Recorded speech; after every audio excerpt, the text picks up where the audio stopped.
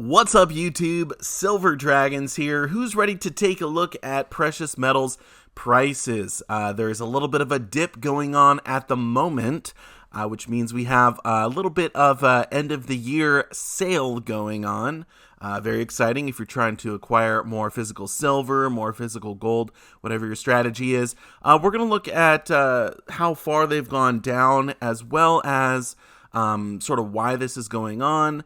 And then stick around for the end of the video because there's something really interesting going on with precious metals today, which might be pointing towards a little bit of a strategy change for some people when it comes to acquiring the physical. So first off, let's take a look at the numbers here. So we got gold is down to 1780. All right, which, it's only moved less than $3, which is pretty interesting. I mean, gold is rock solid. So not a huge surprise there, I suppose. Silver down to $22.05. It actually dipped lower than that. So when I woke up, I was like, oh my gosh, silver is dropping like a rock, but it's got a little bit of a bounce since then, only down 36 cents at the moment. Platinum down to $944. That's a $12 slide there. And then palladium, huge drop again today. It's well below the price of gold. As you can see, palladium down to $17.36, which is down $59. So yeah, palladium getting crushed. Rhodium, no change, and not really surprised there. But if we click on silver and we look at the chart here, you can actually see, so the green line, that's today, we had this huge drop. I mean, it went down to, what is this, $21.85 or something like that. So well into the $21 range. And then, it's bounced since then. I'm not really sure, how this is all going to shake out for the rest of the day. But, it'll probably end up in the low $22 range, something like that. Unless there is some other big news that comes out today, but I don't expect that will happen. So, why is all this going down? Well, if we look over at the articles here at Kitco, in fact, let me zoom out for this one here. So this article starts off by saying, forget pandemic, or as I like to call it, the panic. Forget the panic lows. U.S. weekly jobless claims fall to 52-year low. Gold price remains under pressure. Under pressure. Okay, so 52-year low. This is talking about people who are filing for unemployment for the first time, I believe. So it's kind of a weird thing to look at, but anyway, let's dive in. So it says, gold prices are under pressure as the labor market sees significant growth as the number of American workers applying for first-time unemployment benefits drops to a 52-year low. Thursday, the U.S. Labor Department said that weekly jobless claims fell by 43,000 to 184,000, down from the previous week's revised estimate of 227,000 claims. The latest labor market data significantly beat expectations. According to consensus forecasts, economists were expecting to see jobless claims fall to around 218,000. This is the lowest level for initial claims since September 6th, 1969, when it was 182,000, the report said. So we're going to stop here for a second. So if we take a step back and just sort of break down what they're saying here, basically people who were applying for first-time unemployment benefits, they thought there was going to be around 218,000, ended up being only 184,000 people applying for first-time unemployment benefits. So they've never been on unemployment, or maybe they have in the past. I don't exactly know how they measure this. Is this people who have literally never their entire life been on unemployment, or they were just off for a period of time? I don't exactly know, but either way, it seems like if less people are applying for unemployment, then probably more people have jobs is kind of the thought, I suppose.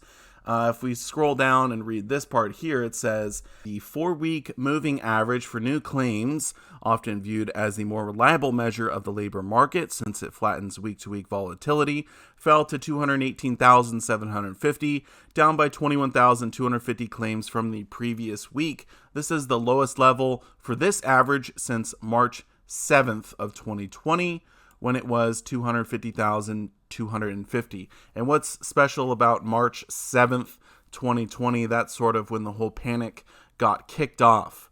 So they're kind of saying, hey, like people who are applying for unemployment were sort of back to where we were, which is, I guess it is interesting.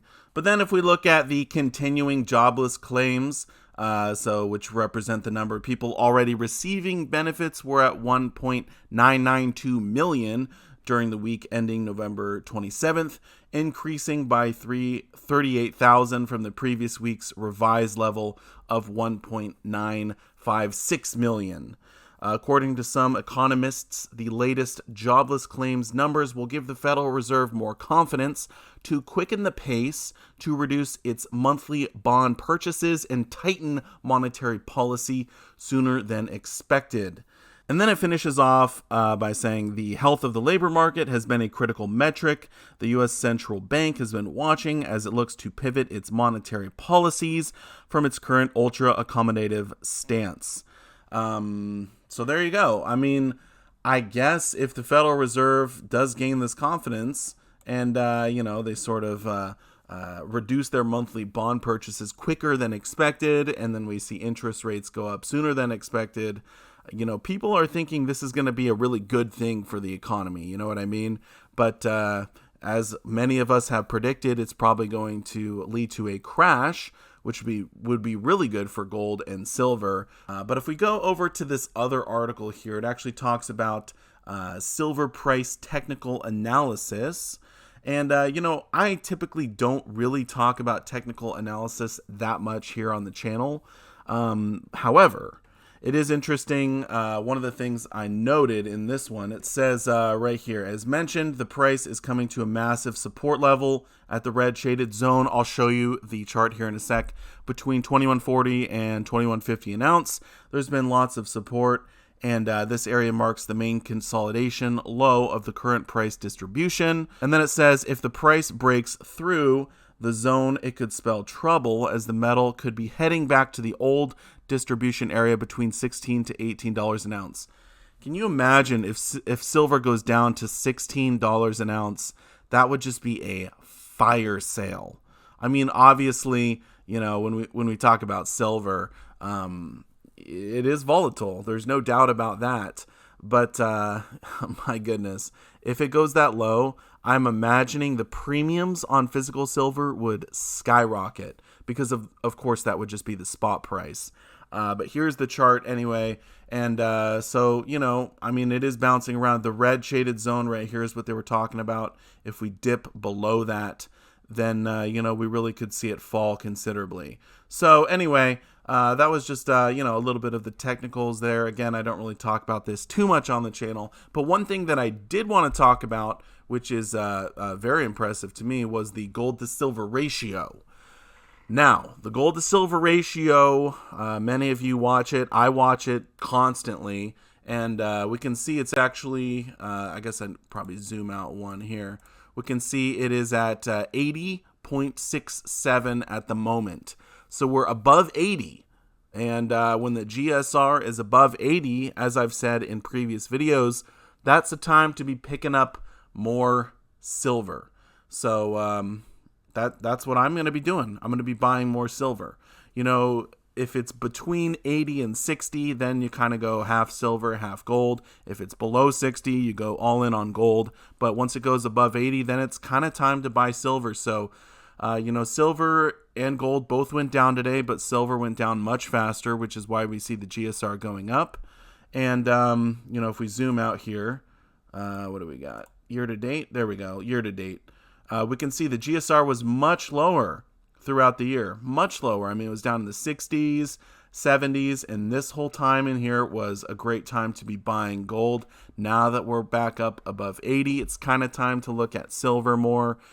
So if you're stacking gold and silver, obviously, in my opinion, you should be going heavier on the silver right now. So anyway, that was just a quick look at silver prices, gold prices, everything going on at the moment. We'll see how this all pans out. Obviously, long term, I'm still thinking silver and gold are going to go much higher than they are currently. I do think we will have a market crash within the next few years. It could be next year. It could be the year after. We'll have to wait and see. But with inflation and all of the currency creation, I think that gold and silver are still an awesome long-term hold. So I'm buying more of them. If you have any questions, feel free to leave those down below in the comment section. And I do want to say a massive thank you so much for watching my video. And I will see you all in the next one. Silver Dragons out.